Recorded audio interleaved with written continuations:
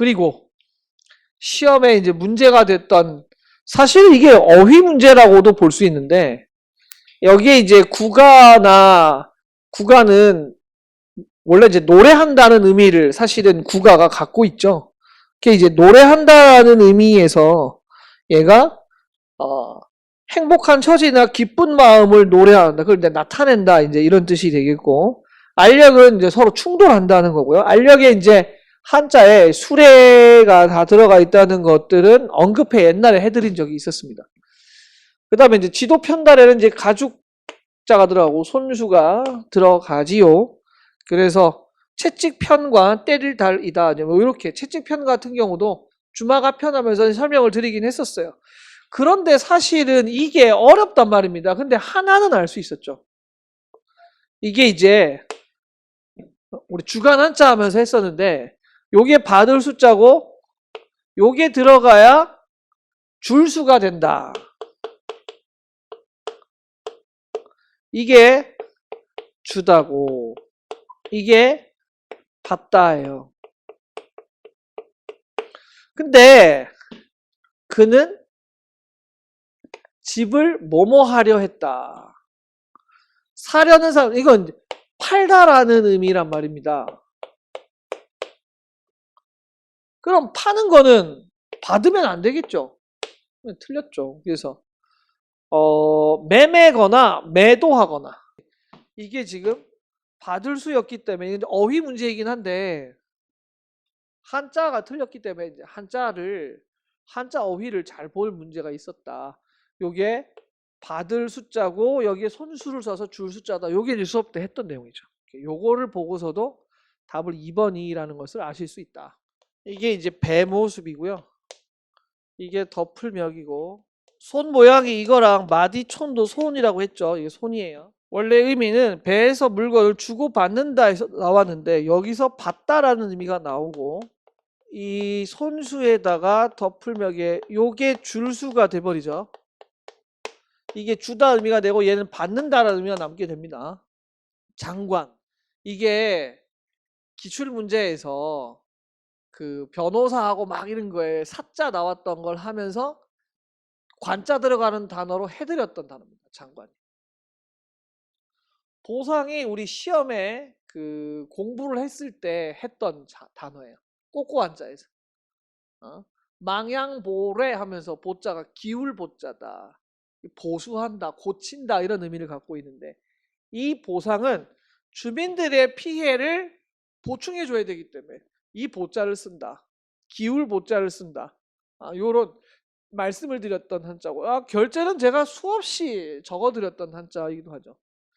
세 개 단어가 모두 다 적중했었습니다. 사실은 2022년 지방직 9급 해설 16번에 장관, 서기관, 보좌관, 법관, 외교관, 재판관, 경찰관 할 때 이 관자를 쓰는 단어가 여기에 있었고, 장이 길장, 요거 이제 해드렸고요. 수업할 때 언급해드렸던 내용. 직업의 마지막 접사들을 어떻게 쓰느냐. 관이 들어가는 직업들입니다. 소방관, 여러분 한자 적으실 필요 없고 우리말로만 적으면 돼요. 장관, 서기관, 보좌관, 법관, 외교관, 재판관, 경찰관. 그래서 이제 볼만한 단어들이 이제 소방관하고 장관하고 법관하고 외교관, 경찰관, 재판관 정도입니다.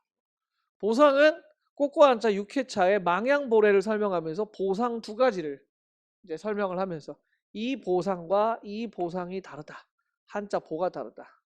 망양보래에 보자를 쓰는 단어가 이 보상이다. 이건 국가 또는 공공단체가 국민이나 주민에게 가한 재산상의 손실을 보충해 주는 거다. 기워주는 거다. 손실된 걸 메워주는 것이다. 이렇게 해드렸죠. 보상이. 보상이 우리말로 두 개가 있는데, 이걸 옷을 깁는다라는 뜻은 뭔가 옷이 구멍 난 걸 깁는다 이런 의미니까 이제 손해를 갚아주는 거라면, 갚을 보자를 쓰게 되면 이거는 어떤 문제가 있는 대상, 그러니까 손해를 끼치는 게 아닌 거죠. 왜 토지 보상 같은 경우 손해가 아니라 토지를 그 수용해가지고 대신 돈을 주는 그 보상인 거잖아요. 그치? 이제 쌤쌤이 요 대신에 주는 거고, 손해를 끼친 것에 대해서 보상하는 게 깁는다라는 뜻을 갖고 있어요. 어, 오른쪽에 있는 갚을 보자는 그 무릎 꿇은 손을 의미하고, 오른쪽에 있는 글자가 이게 병부절자고 손이잖아요. 그래서 무릎 꿇은 사람의 손이니까 이제 죄인의 손이고요. 그 다음에 왼쪽에 있는 글자가 죄를 짓다라는 뜻을 갖고 있답니다. 그래서 병부절이 무릎 꿇은 거니까 무릎 꿇은 사람의 손. 그래서 이게 죄값을 치르다. 그래서 이제 재판하다, 갚다. 신문에는 무슨 신보할 때 이게 신문이라는 의미도 있어요. 알린다는 의미로부터. 그리고 결제는 요렇게 생긴 글자에 여기에 옷의가 들어가서 이게 이제 마름질할 제자다 이렇게 아예 말씀을 드렸었죠. 승인하는 이야기죠. 시즌 2의 1회차의 5번 문제에 이 결제가 틀렸고 이 결제로 올이 지금 반대죠. 요거 한자를 직접적으로 언급해 드렸던 한자 문제로 냈었던 문제도 있었습니다. 3번 그 회사는 어음을 결제하지 못해. 저 제자는 제가 굉장히 많이 강조했던 수업 시간에 요즘에 제가 요새 한자를 조금 공부를 해가지고 한자에 좀 익숙해져 좀 많이 썼던 요 모양이 재를 많이 가지고 있더라고요. 그 중에서 이제 이게 옷이 들어가면 이게 마름질할 제자예요. 그래서 이제 옷을 마름질한다는 게 옷을 만든다는 뜻이거든요. 그래서 이제 이게 결국 승인하다라는 의미를 갖는 제자입니다. 그러니까 표기 자체도 이게 결제죠, 결제. 요거는 사실 맞춤법에도 잘 나오지 않나요? 결제는 어이에 제가 있고 아이에 제가 있다 그러면서 제가 경제할 때 어이잖아요. 그래서 경제적인 결제를 어이를 써야 된다. 보통 이렇게 말씀을 드리죠. 바로 그 내용입니다. 지금 어음을 이게 돈을 안 주고 이제 어음을 발행하죠. 사실은 빚으로 지금 사실 일을 하는 거잖아요. 그럼 이제 그 만기에 그 돈을 갚아줘야 되는 겁니다. 그게 이제 어음 결제다 그 말이죠. 이미 발행한 어음에 대해서 돈 지불을 하는 거죠. 그러니까 돈을 지불하고 처리해 준다인데 이때는 저 죄를 쓰면 안 됩니다. 승인적 의미가 있어요. 그래서 결제하게 되면 옷이 들어가면 저게 저렇게 되고요. 여기에 이제 또 차가 들어가면 이거는 실을제 똑같이 죄인데 요게 이제 의미를 생각하면 되죠. 옷을 만드는 거고 얘는 차에다가 짐을 싣는 거고 짐을 싣는 거. 요 제자를 쓰는 게 왜 이제 연재만화 할 때 연이어서 싣는 이제 기사를 싣는다와 짐을 싣는다 할 때 실을 제자입니다. 사실 요번에 한자는 거의 100% 적중했다고 볼 수 있습니다. 수업 때 다 했던 것들이 나왔기 때문에. 이번에 결론이 뭐냐면 한자를 포기하면 안 된다는 거예요. 한자를 포기하면 90점 이상 받을 수가 없어요. 뭐 요행은 있을 수 있겠죠. 찍어서. 역시 네 가지 영역을 대비해야 된다.